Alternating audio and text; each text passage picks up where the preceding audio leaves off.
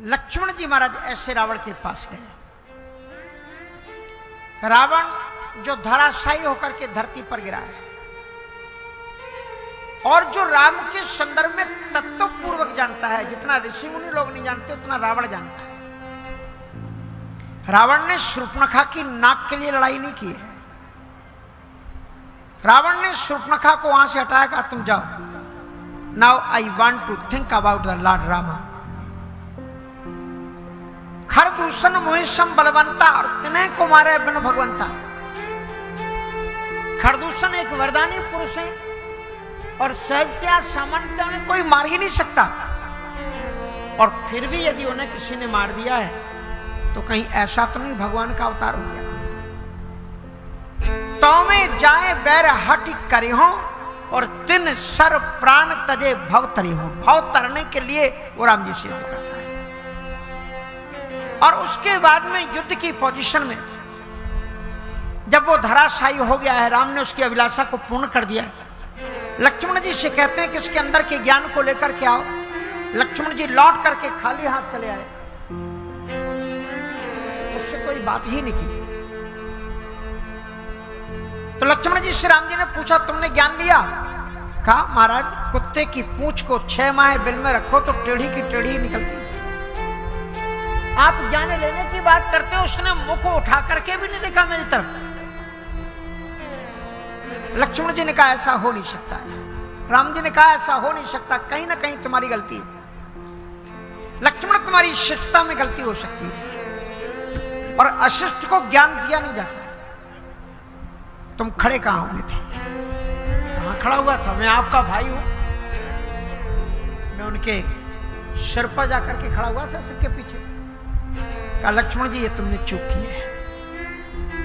ज्ञान लेने की पद्धति है, तद्विधि प्रणिपाते न परिप्रश्न से साष्टांग दंडवत बना। और जिससे ज्ञान लेना उसके चरणों में बैठो। सिद्धावान लभते ज्ञानम तत्परा संहिते, तभी तुम्हें ज्ञान की प्राप्ति होगी। और ये बात अगर कोई श्रद्धा से आपके चरणों में बैठा है तो वक्ता को भी ये ध्यान रखना चाहिए कि हमारे चरणों में बैठा हुआ व्यक्ति श्रद्धा से बैठा है, ये नहीं कि वो अज्ञानी है। और यही भरद्वाज जी महाराज से याज्ञवल्क्य ऋषि ने कहा। याज्ञवल्क्य जी कहते हैं कि मैं जानता हूं आप कितने महान ऋषि हो। आप ये प्रश्न जानबूझ करके ऐसा कर रहे हो ताकि आप चाहो सुनहि राम गुण गूढ़ा, किन्हें प्रश्न मनऊ अति मोह। चाहो सुनहि राम गुण गूढ़ा, किन्हें प्रश्न मनऊ अति मोड़ा। किन्हें प्रश्न मनऊ अति मोढ़ा, किन्हें प्रश्न मनऊ अति मोड़ा। राम भगत तुम बने बचबान, चतुराई तुम्हारे में, चतुराई तुम्हारे में जानी। महाराज आपने मूर्ख बनकर के प्रश्न किया है, पर आप मूर्ख हो नहीं। आप राम जी के बड़े गूढ़ भक्त हो, इसलिए अज्ञानी की तरह चरणों में बैठ करके आप कथा को श्रवण कर रहे हैं। अच्छा आप बताओ हनुमान जी कितने ज्ञानी हैं? ज्ञानी नाम अग्रगण्यम। हनुमान जी से तो बड़ा कोई ज्ञानी है ही नहीं।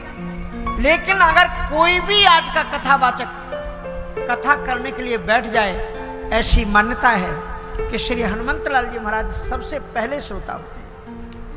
और कोई लेट आएगा पर हनुमान जी महाराज, क्योंकि राम चरिते सुनबे को रसिया, राम लखन सीता मन बसिया।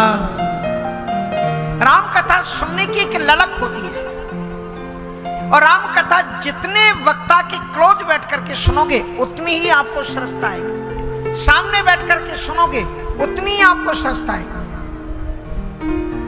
इसलिए जो रसिक श्रोता होते हैं भले ही उन्हें आधा घंटा पहले आना पड़े, पर सन्मुख बैठने के लिए, सामने बैठने के लिए वो पहले से आकर के आसन ग्रहण कर लेते हैं कि हम दूर ना हो जाएं कथावाचक से, दाएं बाएं ना हो जाएं। इसलिए प्रयास करना चाहिए कि अगर रसिक हो तो आधा घंटे पहले आकर के पंडाल में विराजमान हो जाए। ये हनुमान जी महाराज जो गोस्वामी तुलसीदास जी की कथा सुनने आते थे, गोस्वामी तुलसीदास जी की कथा में आपको बता दूं, गोस्वामी तुलसीदास जी महाराज काशी के 80 घाट पर रहते थे और उनका नियम था कि वो तीर्थ में दिशा निवृत्ति के लिए नहीं जाते थे, मलमूत्र त्याग करने के लिए नहीं जाते थे, नौका से गंगा जी के उस पार जाते थे, कमंडल में पानी ले जाते, अपनी नौका थी उस नौका से उस पार जाते और निपटने के बाद में जब लौट करके आते तो उनके कमंडल का बचा हुआ जो पानी होता था,